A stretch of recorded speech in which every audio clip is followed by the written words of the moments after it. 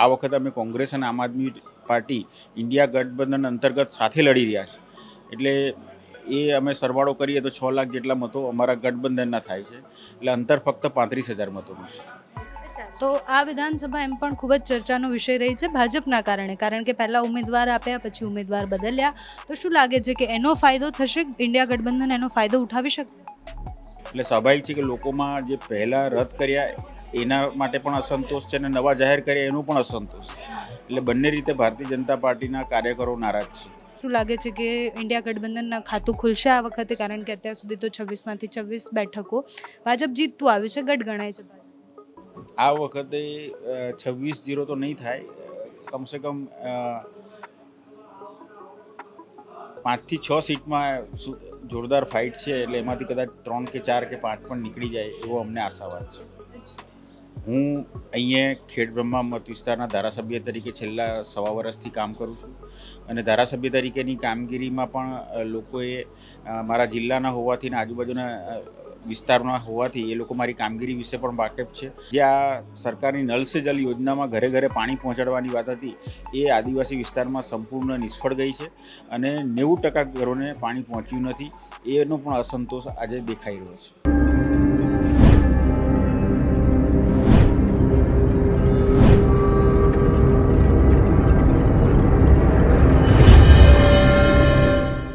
નમસ્કાર, આપની સાથે હું છું પાયલ અને આપણી સાથે છે ઇન્ડિયા ગઠબંધનના સાબરકાંઠાના ઉમેદવાર તુષાર ચૌધરી. એમની સાથે સીધી વાત કરીશું. પહેલાં તો તુષારભાઈ અભિનંદન, કારણ કે છેલ્લે આપણી વાત થઈ હતી ત્યારે આપે એવું કહ્યું હતું કે મને લડવાની ઈચ્છા નથી. સાચી વાત છે. આપણે વ્યારા ખાતે મળ્યા હતા રાહુલ ગાંધીની ન્યાય યાત્રા વખતે.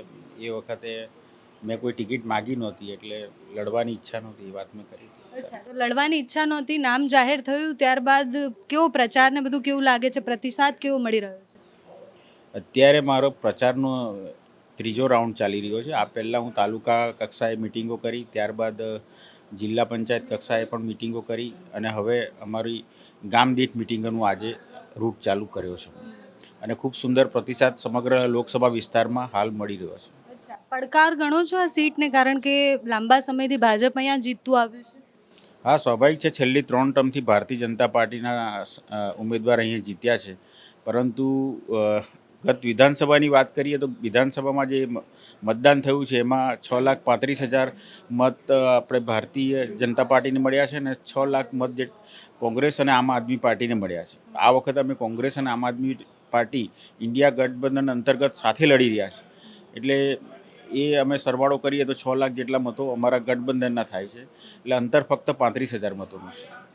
અને એ હાસિલ કરી દેશે. હા, 100%. 35,000 મતો કાપવા હોય તો તમારે 20,000 મતો વધુ લેવા પડે. તો અત્યારે જે રીતનું વાતાવરણ સાબરકાંઠા લોકસભામાં દેખાઈ રહ્યું છે, જે રીતનો પ્રતિસાદ લોકો તરફથી મળી રહ્યો છે અને જે રીતે ઉત્સાહ મતદારોમાં દેખાઈ રહ્યો છે, પરિવર્તનની હવા જે ચાલી રહી છે, એના ઉપરથી અમને એવું લાગે છે કે આ વખતે 100% આ બેઠક કોંગ્રેસ જીતશે. અચ્છા, તો સાબરકાંઠાના લોકો તુષાર ચૌધરીને કેમ પસંદ કરે? હું અહીંયા ખેડબ્રહ્મા મત વિસ્તારના ધારાસભ્ય તરીકે છેલ્લા 1.25 વર્ષથી કામ કરું છું અને ધારાસભ્ય તરીકેની કામગીરીમાં પણ લોકોએ મારા જિલ્લાના હોવાથી અને આજુબાજુના વિસ્તારના હોવાથી એ લોકો મારી કામગીરી વિશે પણ વાકેફ છે અને સમગ્ર જિલ્લામાં પણ કોંગ્રેસના પ્રચાર અર્થે કે બીજી અન્ય મિટિંગોમાં મારી હાજરી રહી છે. એનાથી લોકો પણ મને ઓળખે છે, બંને જિલ્લાના લોકો.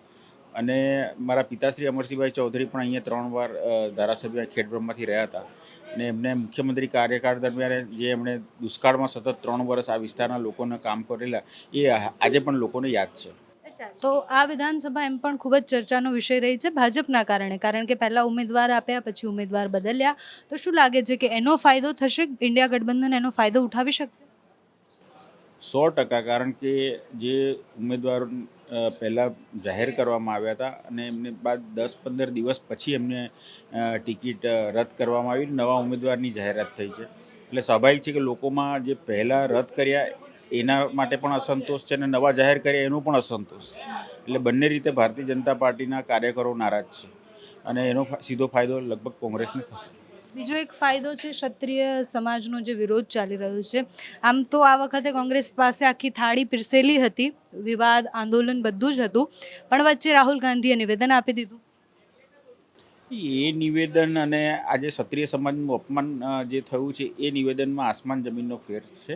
કારણ કે જે ભારતીય જનતા પાર્ટીના આગેવાન દ્વારા જે નિવેદન કરવામાં આવ્યું છે એમાં નારી સન્માન પર ઘાત કરવામાં આવ્યો છે, મા બેટી અને મહિલાઓનું અપમાન કરવામાં આવ્યું છે, જે કોઈપણ સંજોગોમાં ક્ષત્રિય સમાજની સ્ત્રીઓ અને પુરુષો સહન કરવા તૈયાર નથી. રાહુલ ગાંધીના નિવેદનમાં આવી કોઈ વાત થઈ નથી કે કોઈનું અપમાન કરવાનો કોઈ ઈરાદો નથી.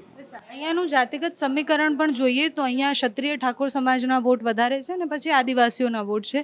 તો આપને શું લાગે છે કે આદિવાસીના વોટ મળવા અને એમની એવી કઈ કઈ તકલીફો છે જેના ઉપર તમે કામ કરશો, એના ઉપર પ્રચાર કરશો? મૂળભૂત સમસ્યા આદિવાસીઓની તો એક તો મોંઘવારી છે, બીજી બેરોજગારી છે, સાથે સાથે જે જંગલ જમીનના પ્રશ્નો છે કે જંગલ જમીન વર્ષોથી ખેડતા હતા પણ એ લોકોને જેટલી જંગલની જમીન ખેડતા હતા એટલી આ સરકારે આપી નથી.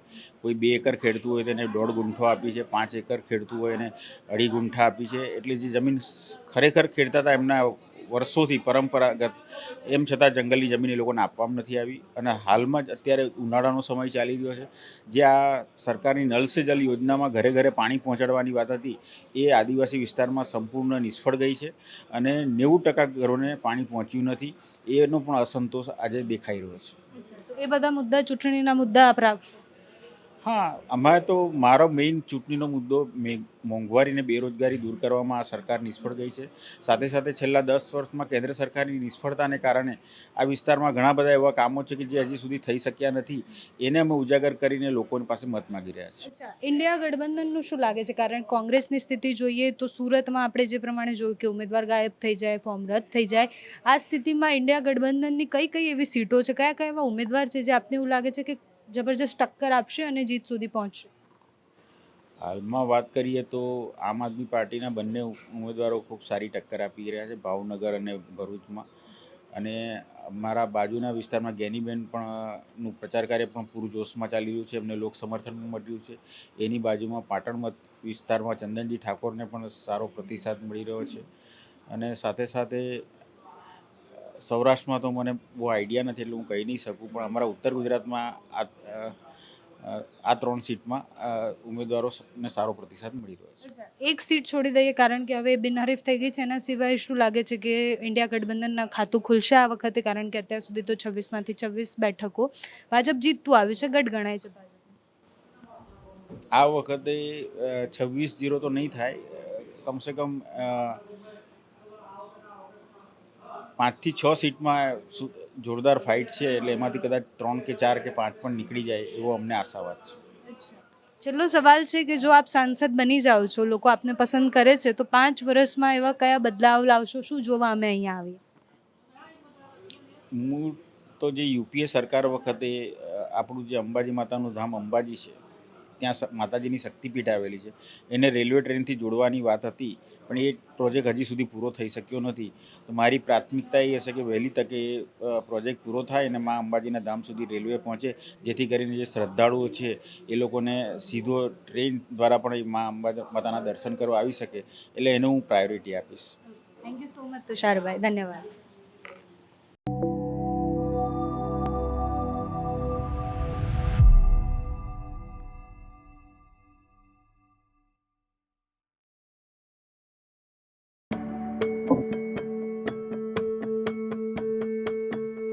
અલ્યા કરણ, બોલ સાગર. આ કમળનું બટન દબાવવાથી આપણને શું મળે? ગેરંટી મળે. કેવી ગેરંટી? ભાઈ એ ગેરંટી કે દેશમાં કોઈ પણ ગરીબ પરિવાર ભૂખ્યું નહીં ઊંઘે. અચ્છા. ગંભીર બીમારીની સારવાર મફત મળશે, દવાઓ સસ્તી રહેશે, જિંદગી નહીં. વાહ યાર. અને બીજી શું શું ગેરંટી મળે? ભાઈ કાશ્મીર હોય કે કન્યાકુમારી, ગુજરાત હોય કે અરુણાચલ પ્રદેશ, સૌ માટે કાયદાઓ સમાન રહેશે.